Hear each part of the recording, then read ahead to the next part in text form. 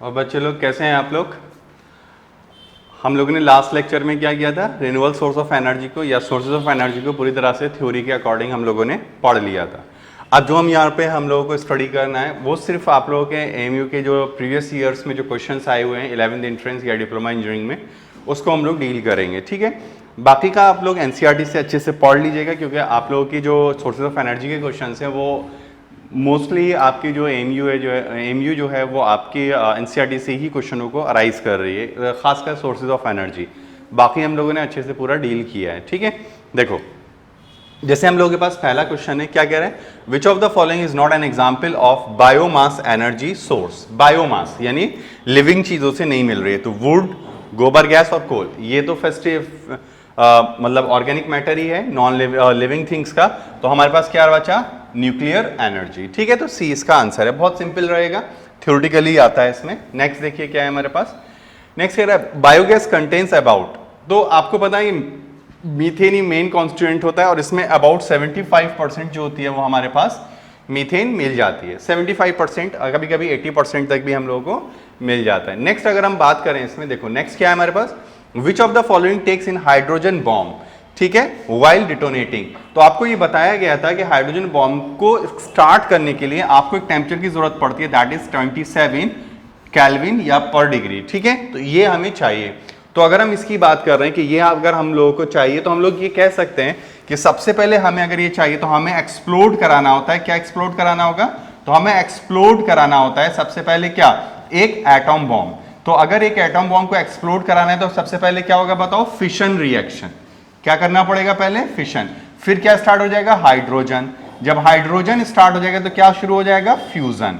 क्या शुरू हो जाएगा बोलो, फ्यूजन। तो which one is right, first fission then fusion, पहले फिशन होगा फिर फ्यूजन होगा। ओके, आगे बढ़े और आइए देखिए नेक्स्ट क्या है, द टेम्परेचर, तो ये तो अभी बताया ही तुम्हें, कितना है 10⁻⁷। नेक्स्ट आइए देखिए क्या है नेक्स्ट हमारे पास, विच सोर्स में yield relatively pollution free energy. Wood, बहुत ज्यादा गैस वगैरह स्मोक और ऐश बचता है। Solar energy, yes, solar energy ही ऐसी है जिसमें कोई पॉल्यूशन नहीं होगा, वरना पेट्रोल भी करता है और कोल भी करेगा। ठीक, आइए नेक्स्ट देखिए क्या हमारे पास, the ocean thermal energy is due to, तो मैंने ये तुम्हें बताया था कि ओशन थर्मल एनर्जी, ये अगर हमारा बेड सी है और यहाँ पे ये अपर सरफेस है हमारे पास, ये अपर सरफेस है इस तरह से, ये अपर सरफेसेस हैं, तो इन दोनों के बीच में एक टेम्परेचर डिफरेंस आ जाता है, टेम्परेचर डिफरेंस, उसकी वजह से, और ये किसकी वजह से होता है, सन एनर्जी की वजह से, ओनली ये सन एनर्जी की वजह से ही होता है। तो which one is the right answer, heating of water of the surface, तो D is the right answer. ठीक है, इसमें डी आपका सही होगा। चलिए आगे बढ़े, देखिए बायोगैस डज नॉट कंटेन, तो इसमें सिंपल सी बात ही आपको याद ही होना चाहिए, नाइट्रोजन गैस नहीं होती है। ठीक है, मीथेन होगा, हाइड्रोजन सल्फाइड कैसे पता चलेगा, फाउल स्मेल, फाउल स्मेल। ठीक है, इससे हम लोगों को हाइड्रोजन सल्फाइड का पता चल जाता है। नेक्स्ट देखिए क्या है, which of the following material is used for making solar cell, तो जाहिर सी बात है सिलिकॉन ही मोस्टली यूज होते हैं। ठीक है, सिलिकॉन। नेक्स्ट देखिए क्या है, most of the source of energy which of the following is not ultimate derived from the sun energy, तो जाहिर सी बात है कौन सा नहीं मिलता सन से, न्यूक्लियर एनर्जी सन से ऑब्टेन नहीं होगी, वरना अल्टीमेट सोर्स सबके लिए क्या है, आपके लिए विंड के लिए भी, जियोथर्मल के लिए भी और बायोमास के लिए भी। अगर बायोमास सन नहीं निकलेगा तो बायोमास मर जाएंगे। ठीक है ना, तो ये सारी चीजें हैं, तो बायोमास का कोई यूज नहीं हो पाएगा। अब देखिए इसमें क्या पूछा है हमसे, the energy produce in the fission of an atom of uranium is nearly, तो याद रखिएगा 10 मिलियन टाइम्स होता है। ठीक है, क्या है, combustion of a carbon atom from coal. ठीक है, तो ये थोड़ा सा आप लोग मेमोराइज कर लीजिएगा, ये डेटा में हम लोगों ने लिखा भी है। नेक्स्ट देखिए क्या कह रहा है, in nuclear reaction this which one is correct, तो इसमें हमें पता है कि अगर हमारा हीलियम हीलियम हो गया तो हमें यहाँ क्या मिलेगा, 4 और 2, तो यहाँ पे क्या आना चाहिए, यहाँ आना चाहिए न्यूट्रॉन का दिस, तो ये कंप्लीट कर देगा, तो दिस इज करेक्ट। ठीक है, नेक्स्ट देखिए क्या कह रहे हैं, हाँ ये वाला क्वेश्चन देखिए, इसमें क्या कह रहे हैं, तो हमारे पास क्या है, इसको कंबाइन करें, तो यहाँ से यहाँ कितना हो गया 36, यहाँ पे देखिए 93 यानी 3 हो गया, ये 3 हो गया और ये 2 हो गया और ये 3 हो गया, यानी प्लस, यानी 236 ये कंप्लीट हो गए। अगर ये 236 कंप्लीट हो गए, नीचे 92 भी हो रहे हैं, यानी हमें 236, यानी इसका क्या होता है, इसका होता है हमारे पास -10, ये तो बढ़ा लेगा, इसका भी बढ़ा देगा, ये भी बढ़ा देगा, तो कौन बचा? सिर्फ ये बचा हमारे पास। ठीक है, चलिए। What is approximate mass of proton? देखो, मास ऑफ प्रोटॉन जो होता है, मास ऑफ प्रोटॉन वो होता है हमारा अबाउट 1.66 इंटू 10⁻⁻27 kg, और जो हमारा मास ऑफ इलेक्ट्रॉन होता है वो होता है हमारे पास 9.1 इंटू 10⁻31 kg। तो अगर अब हम बात कर रहे हैं कि इसकी, तो याद रखिएगा 1 AMU जो होता है, कभी कभी इसको 1 यूनिट भी कह देता है, 1 यूनिट, ये हमारा बराबर होता है 1.66 इंटू 10⁻27 kg। तो हम ये कह सकते हैं कि 1 AMU का जो मास होगा वही किसके बराबर होगा? हमारा मास ऑफ प्रोटॉन। तो विच वन इज करेक्ट? तो ए इज द राइट आंसर। देखिए अब नेक्स्ट क्या कह रहे हैं? Read the following statements.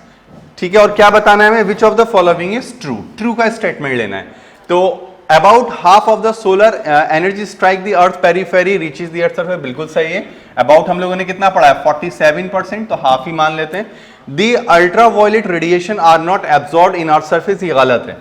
Earth surface ultraviolet को एब्जॉर्ब कर लेती है, और अगर आपका ओजोन लेयर ना हो तो पूरी तरह से खतरनाक तरीके से आएगी। Solar energy on earth induces, बिल्कुल सही है।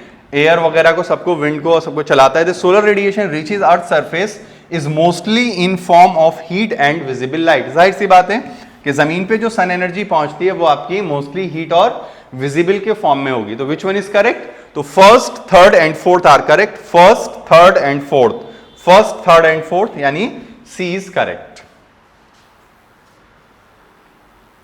चलिए इसको देखते हैं। रीड दी फॉलोइंग स्टेटमेंट, और क्या हमें प्रूफ, क्या बताना है हमें? ट्रू वाले लेने हैं। In nuclear fission heavy uranium into light atoms, ठीक है, बिल्कुल फिशन में यही होता है। In nuclear fission mass is converted into energy atoms, ये भी सही है, मास डिफेक्ट होता है। In nuclear fusion process nuclei of low atomic number combine to form heavier atomic nucleus, ये भी सही है। Energy in sun is mostly produces due to nuclear fission, ये गलत है। फिशन की वजह से नहीं होता, बल्कि किसकी वजह से होता है? फ्यूजन की वजह से होगा। किसकी वजह कर होगा? फ्यूजन। तो क्या आंसर हो जाना चाहिए? First, second and third. तो this is your right answer. अब आगे और बढ़े हम लोग। चलिए ये देखिए, this is your, I hope last question. Yes, ये लास्ट क्वेश्चन है हम लोगों का। देखिए क्या कह रहा है, बहुत इजी पूछा है। Examine the following groups of source of energy available to us, ठीक है। कह रहा है which of the following combination pollution free source, कैसा होना चाहिए? Pollution free. तो क्या कह रहा है? पेट्रोलियम एंड कोल, ये तो गलत ही हो गया, पेट्रोल कोल तो बहुत ज्यादा पॉल्यूशन करता है। सोलर एंड टाइडल, बिल्कुल सही है। विंड एंड हाइडल पावर, ये भी सही है, ठीक है, पानी की वजह से ज्यादा नहीं होता है। तो हमें कौन सा आंसर करेंगे? Second and third. तो B is the right answer, B is the right answer, ठीक है। समझ में आया? तो ये थोड़े से क्वेश्चंस थे आप लोगों के। तो this is all about your sources of energy, और आपका पूरा जो 11th एंट्रेंस का जो सिलेबस है वो पूरा का पूरा कवर्ड हो गया है, ठीक है। अब आप लोगों का ड्यूटी ये है कि आप लोग एमयू की तैयारी के लिए अच्छे से क्या करेंगे? एनसीईआरटी को और लास्ट ईयर के क्वेश्चंस कर लेंगे, और जो भी आपके पास साइड मटेरियल है उसको आप लोग सॉल्व करेंगे, ठीक है। ओके, तो अब इत्मीनान से आप तैयारी करिए। टाइम बहुत अच्छा है आपके पास, यहाँ पे ना कोई आपको बाहर जाना है ना कुछ करना है। कोविड-19 वैसे भी चल रहा है आप लोगों का, ठीक है।